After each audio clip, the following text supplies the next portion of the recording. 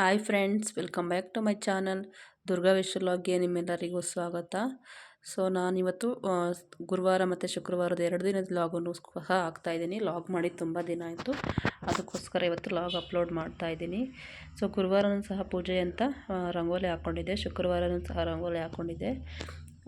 ಬೆಳಗ್ಗೆನೇ ಬೇಗನೆ ಎದ್ದು ಎಲ್ಲ ಕೆಲಸನೂ ಮಾಡ್ಕೊತಿರ್ತೀನಿ. ಅದ್ರ ಜೊತೆಗೆ ಸ್ವಲ್ಪ ತುಳಸಿ ತಂದಿದ್ದರು ನಮ್ಮ ಮನೆಯವರು ಗುರುವಾರ ರಾಯರ ಪೂಜೆಗೆ ಅಂತ. ತುಳಸಿನೆಲ್ಲ ಕಟ್ಟಿ ಇಟ್ಕೋತಾ ಇದ್ದೀನಿ. ಗುರುವಾರ ತಪ್ಪದೆ ನಾವು ತುಳಸಿನ ಹಾರ ಮಾಡಿ ಹಾಕ್ತೀವಿ. ಮತ್ತು ನಮ್ಮ ಮನೆ ಮೇಲೆ ನೆಲ್ಲವರೆ ಗಿಡ ಹಾಕ್ಕೊಂಡಿದ್ದೋ, ಅದ್ರದ್ದು ನೆಲ್ಲವರೆಕಾಯಿ ಸಿಕ್ಕಿತ್ತು. ಸೊ ಅದನ್ನೊಂದು ವೀಡಿಯೋ ಮಾಡಿ ನಿಮಗೆ ತೋರಿಸ್ತಾ ಇದ್ದೀನಿ. ತುಂಬ ಫ್ರೆಶ್ ಆಗಿತ್ತು. ಸೊ ಅದರಲ್ಲೇ ಸಾಂಬಾರು ಮಾಡ್ಕೊಂಡಿದ್ದೆ ಅವತ್ತು ಗುರುವಾರ ನಾನು, ಬಸ್ಸಾಂಬಾರು. ಮತ್ತು ಇದು ಶುಕ್ರವಾರ ಬೆಳಿಗ್ಗೆ ಮಕ್ಕಳಿಗೆ ಟಿಫನ್ಗೆ ಅಂತ ನಾನು ಚಿತ್ರಾನ್ನ ಮಾಡ್ತಿದ್ದೆ.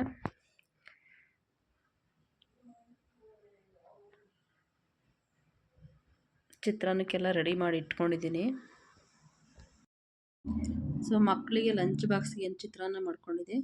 ಅದ್ರ ಜೊತೆಗೆ ನಮ್ಮ ಹಸ್ಬೆಂಡ್ಗೆ ಮೊಸರು ಒಗ್ಗರಣೆ ಮಾಡಿದ್ದೆ ಮಧ್ಯಾಹ್ನ ಬಾಕ್ಸಿಗೆ ಅಂತ. ಸೊ ಅದರದ್ದೊಂದು ವಿಡಿಯೋ.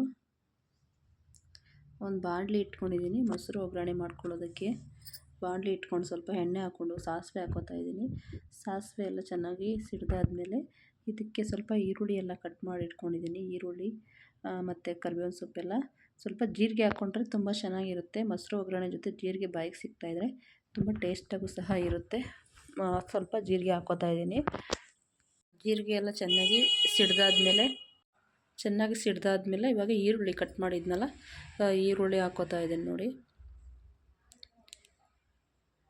ಬರೇ ಮೊಸರು ತಿನ್ನೋದಕ್ಕೆ ಚಳಿಗಾಲದಲ್ಲಿ ತಿನ್ನೋದಕ್ಕೆ ಆಗೋದಿಲ್ಲ. ಅದರಿಂದ ಸ್ವಲ್ಪ ಒಗ್ಗರಣೆ ಮಾಡಿಕೊಂಡ್ರೆ ತುಂಬ ಚೆನ್ನಾಗಿರುತ್ತೆ ಟೇಸ್ಟಾಗಿ. ಸ್ವಲ್ಪ ಈರುಳ್ಳಿ ಸ್ವಲ್ಪ ಜಾಸ್ತಿ ಹಾಕ್ಕೊಂಡ್ರೆ ಚೆನ್ನಾಗಿರುತ್ತೆ ಒಗ್ಗರಣೆಗೆ. ಸ್ವಲ್ಪ ಕರಿಬೇವಿನ ಸೊಪ್ಪು ಅದ್ರ ಜೊತೆಗೆ ಹಾಕ್ಕೊಂಡು ಚೆನ್ನಾಗಿ ಫ್ರೈ ಮಾಡ್ಕೋತಾ ಇದ್ದೀನಿ. ಇವಾಗ ಇದನ್ನು ಈರುಳ್ಳಿಗೆಲ್ಲ ಚೆನ್ನಾಗಿ ಉಪ್ಪು ಹಿಡ್ಕೊಳ್ಳಿ, ಚೆನ್ನಾಗಿ ಈರುಳ್ಳಿ ಬೇಯಲಿ ಅಂತ ಸ್ವಲ್ಪ ಉಪ್ಪು ಹಾಕ್ಕೋತಾ ಇದ್ದೀನಿ.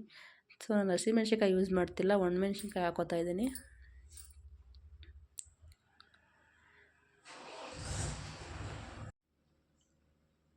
ಚೆನ್ನಾಗಿ ಈರುಳ್ಳಿ ಫ್ರೈ ಆಗಬೇಕು, ಎಣ್ಣೆಯಲ್ಲಿ ಚೆನ್ನಾಗಿ ಬೇಯಬೇಕು. ಯಾಕಂದರೆ ನಾವು ಮೊಸರನ್ನೆಲ್ಲ ಕುದಿಸೋದಿಲ್ಲ. ಇದು ಒಗ್ಗರಣೆ ಎಲ್ಲ ಆರಿದ್ಮೇಲೆ ಮೊಸರು ಹಾಕ್ಕೊಳ್ಳೋದ್ರಿಂದ ಈರುಳ್ಳಿ ಚೆನ್ನಾಗಿ ಬೇಯಿಸ್ಕೊಬೇಕು.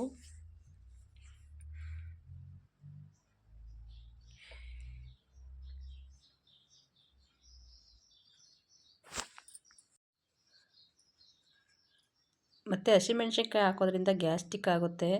ಅದರಿಂದ ಒಣಮೆಣ್ಸಿನ್ಕಾಯಿ ಹಾಕ್ಕೋತಾ ಇದ್ದೀನಿ. ಮತ್ತು ಖಾರನೂ ಕಡಿಮೆ ಇರುತ್ತೆ ಒಣಮೆಣ್ಸಿನ್ಕಾಯಿ ಹಾಕ್ಕೊಳ್ಳೋದ್ರಿಂದ. ಹಸಿಮೆಣ್ಸಿನ್ಕಾಯಿ ಹಾಕಿದ್ರೆ ಮಕ್ಕಳಿಗೆಲ್ಲ ಬಾಯಿಗೆ ಸಿಗ್ತಾ ಇರುತ್ತೆ. ಅದರಿಂದ ಒಣಮೆಣ್ಸಿನ್ಕಾಯಿನೇ ಹಾಕ್ಕೊಳ್ಳೋದು.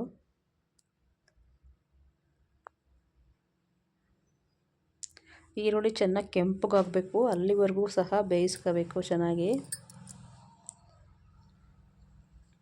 ಹಳ್ಳಿ ಕಡೆ ಮಾಡ್ತಿದ್ರು ಇದು ಆವಾಗಿನ ಕಾಲದಲ್ಲಿ ಮೊಸರು ಒಗ್ಗರಣೆ. ಸೊ ಆ ರೆಸಿಪಿ ನನಗೆ ನೆನಪಿತ್ತು ಸ್ವಲ್ಪ, ಅದರಿಂದ ಟ್ರೈ ಮಾಡಿದೆ ಇದು.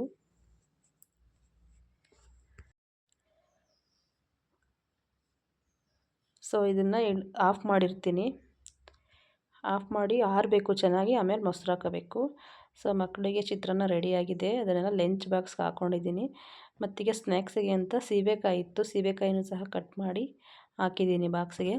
ಮತ್ತು ಹಸ್ಬೆಂಡ್ಗೆ ಅನ್ನ ಮತ್ತು ಮೊಸರು ಒಗ್ಗರಣೆ. ಅವರು ಚಿತ್ರಾನ್ನ ಮಧ್ಯಾಹ್ನದ ಹೊತ್ತು ತಿನ್ನಲ್ಲ. ಇದೆಲ್ಲ ಕೆಲಸ ಎಲ್ಲ ಆದಮೇಲೆ ನಾನು ಮನೆ ಒರೆಸಿ ಸ್ನಾನ ಮಾಡ್ಕೊಂಡು ವಾರನೂ ಸಹ ಮಾಡಿಕೊಂಡೆ ಸಿಂಪಲ್ಲಾಗಿ. ಗುರುವಾರ ಪೂಜೆನೂ ಸಹ ಆಯಿತು.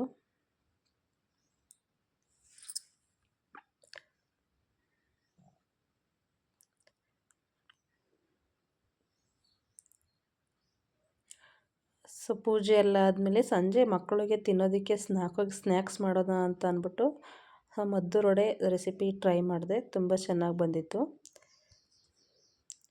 ಮಕ್ಳಿಗೆ ಲಂಚ್ ಬಾಕ್ಸಿಗೂ ಸಹ ಇವತ್ತು ಮದ್ದೂರು ವಡೆನೇ ಹಾಕಿ ಕಳಿಸಿದ್ದೀನಿ. ಸೊ ಅದಾದಮೇಲೆ ನೈಟ್ ಸಾಂಬಾರಿಗೆ ತೊಗರಿಕಾಳು ಸಾಂಬಾರು ಮಾಡ್ಕೊಂಡಿದ್ದೆ. ಆಲೂಗೆಡ್ಡೆ ಬದನೆಕಾಯಿ ಎಲ್ಲ ಹಾಕಿ ತೊಗರಿಕಾಳು ಸಾಂಬಾರು ಮಾಡ್ಕೊಂಡಿದ್ದೆ. ಸೊ ಮುದ್ದೆ ಅದ್ರ ಜೊತೆಗೆ ಮಕ್ಕಳಿಗೆಲ್ಲ ಹೋಮ್ವರ್ಕ್ ಮಾಡಿಸೋದಕ್ಕೆ ಸ್ವಲ್ಪ ಹೆಲ್ಪ್ ಮಾಡ್ತೀನಿ. 9 ಗಂಟೆವರೆಗೂ ಸ್ವಲ್ಪ ಮಕ್ಕಳಿಗೆ ಹೋಮ್ವರ್ಕ್ ಎಲ್ಲ ಮಾಡಿಸೋದಕ್ಕೆ ಹೆಲ್ಪ್ ಮಾಡ್ತೀನಿ. ಏನಾದರೂ ಗೊತ್ತಾಗಲಿಲ್ಲ ಅವ್ರಿಗೆ ಅಂತ ಅಂದರೆ ಹೇಳ್ಕೊಡ್ತೀನಿ. ಮತ್ತು ಟೆಸ್ಟ್ ಇದ್ದಾಗಲೆಲ್ಲ ಅವ್ರಿಗೆ ರಿವಿಷನ್ ಎಲ್ಲ ಹಾಕಿ ಬರ್ಸೋದು, ಆನ್ಸರ್ ಬರ್ಸೋದೆಲ್ಲ ಮಾಡ್ತಿರ್ತೀನಿ. ಇಬ್ಬರು ಬೇರೆ ಬೇರೆ ಕೂತ್ಕೊಂಡು ಬರ್ಕೋತಾ ಇದ್ದಾರೆ. ಇದಾಗಿತ್ತು ಫ್ರೆಂಡ್ಸ್ ಇವತ್ತಿನ ವಿಡಿಯೋ. Thank you friends.